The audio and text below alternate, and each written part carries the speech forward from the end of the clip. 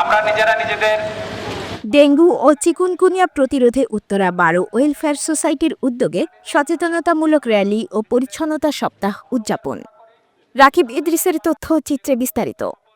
রাজধানীর উত্তরা 12 নম্বর sector welfare সোসাইটির উদ্যোগে আজ শুক্রবার 4 জুলাই 2025 সকাল 8:30 পরিবেশ পরিচ্ছন্নতা সপ্তাহ 2025 উপলক্ষে এক বর্ণাঢ্য র্যালি অনুষ্ঠিত হয়েছে।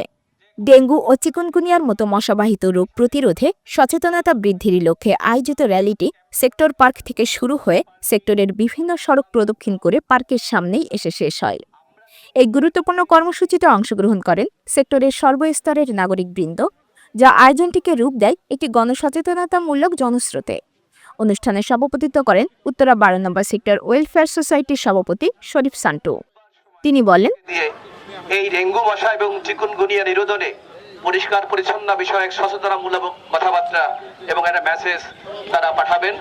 পাশাপাশি আজকে থেকে আগামী 3 দিন আমরা প্রতিটা রোডে রোডে মাইকিং করে সকলকে সচেতন করব এবং একই সাথে দুই বাড়ির মাঝামাঝি অংশ, বাড়ির কার্নিশ, বাড়ির সামনে এগুলো পরিষ্কার করতে বলবো।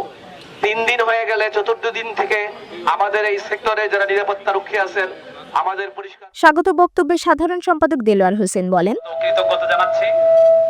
একই সাথে আমরা আশা করব আগামীতে সোসাইটির সম্মিলিত যে কোনো উদ্যোগে আজকে আপনারা যেভাবে সকলেই স্বতঃস্ফূর্তভাবে উপস্থিত হয়েছেন, ভবিষ্যতেও উপস্থিত হয়ে আমাদেরকে আমাদের দায়িত্ব পালনে উৎসাহিত করবেন। আমরা সকলে মিলে আমাদের সমাজকে একটি অনুষ্ঠানটি সঞ্চালনা করেন স্বাস্থ্য ও পরিবেশ বিষয়ক সম্পাদক মোহাম্মদ খালিদুর রহমান, যিনি পরিবেশ সচেতনতা বিষয়ে বিভিন্ন তথ্য তুলে ধরেন এবং অংশগ্রহণকারীদের ধন্যবাদ জানান।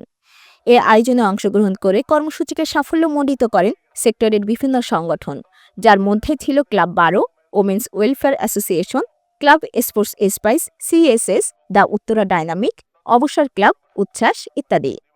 অনুষ্ঠান শেষে অংশগ্রহণকারীদের ধন্যবাদ জানান আয়োজকবৃন্দ ও প্রতীকী পরিচ্ছন্নতা কার্যক্রম পরিচালনা করা হয়। উদ্যোক্তারা আশা প্রকাশ করেন, এ ধরনের কর্মসূচি নিয়মিত আয়োজনের মাধ্যমে একটি পরিচ্ছন্ন, স্বাস্থ্যসম্মত ও সচেতন নগর গড়ে তোলা সম্ভব।